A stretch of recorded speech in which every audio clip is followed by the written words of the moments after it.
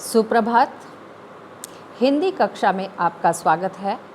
पिछले अंक में हमने लेखक सर्वेश्वर दयाल सक्सेना जी के रचना मानवीय करुणा की दिव्य चमक के अतिरिक्त प्रश्न संख्या 1 से 8 तक और उनके उत्तरों का अध्ययन किया था। आज उससे आगे बढ़ते हैं। सन्यासी होने के बाद भी फादर का अपनी माता से स्नेह और प्रेम कम नहीं हुआ। स्पष्ट कीजिए।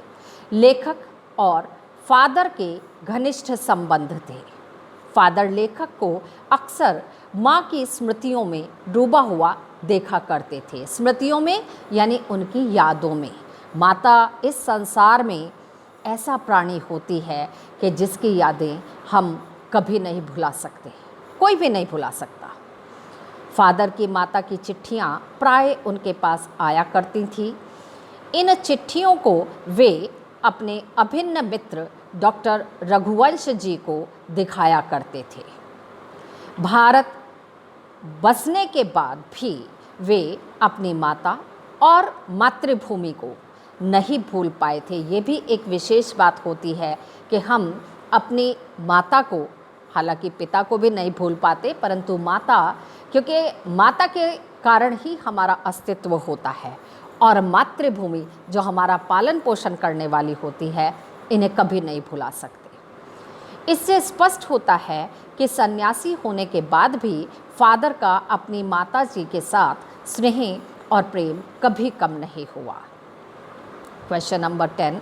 फादर बुल्के ने हिंदी के उत्थान के लिए क्या क्या कार्य किए, प्रयास किए? भारत में रहते हुए फादर ने इलाहाबाद विश्वविद्यालय से हिंदी में एमए किया। इससे यह स्पष्ट होता है कि हिंदी से उन्हें विशेष लगाव था। उन्होंने हिंदी के उत्थान के लिए यानी उसको ऊंचा उठाने के लिए निम्नलिखित कार्य किए, जैसे हिंदी को राष्ट्रभाषा बनाने के लिए अकाट्य तर्क प्रस्तुत करते थे। जहाँ से भी उन्हें कोई मंच मिल जाता था वहाँ वो हिंदी के लिए ऐसे ऐसे तर्क देते थे कि हिंदी को राष्ट्रभाषा होना चाहिए, कि जिसको कोई नहीं काट सकता था। हर मंच से हिंदी की दुर्दशा पर अपना दुख प्रकट करते थे।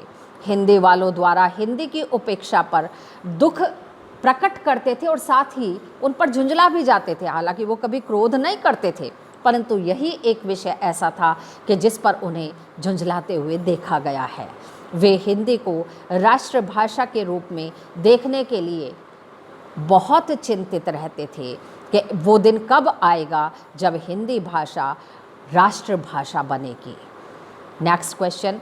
मानवीय करुणा की दिव्य चमक पाठ के आधार पर फादर की विशेषताओं का वर्णन कीजिए।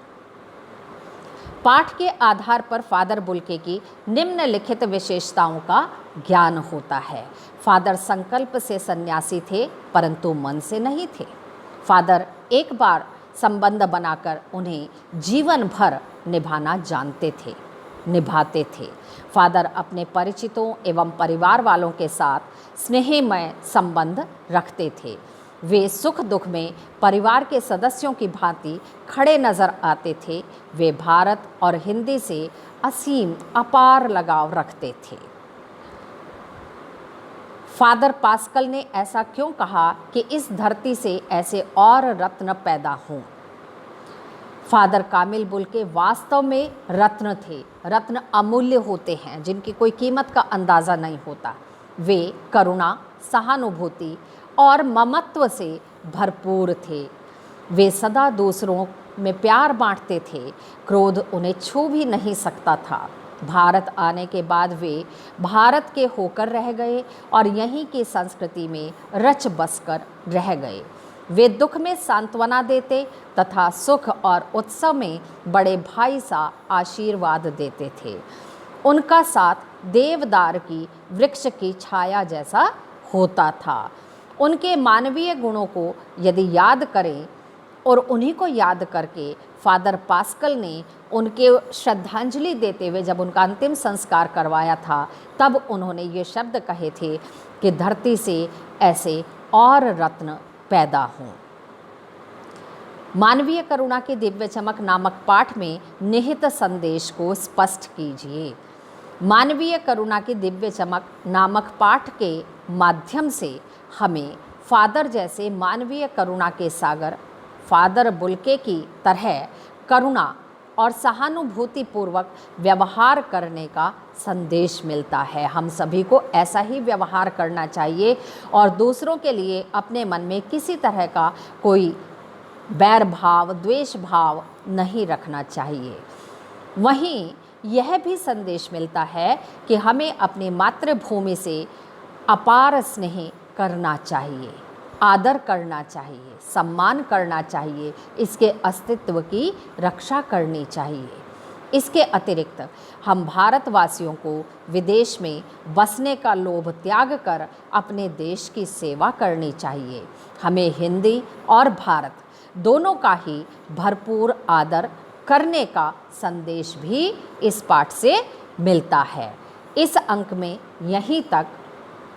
कल एक नई हमारा जो इसी बार नया एक विषय टॉपिक ऐड हुआ है, विज्ञापन की जगह संदेश लेखन, उसके साथ हमारी कक्षा शुरू होगी। Thank you students.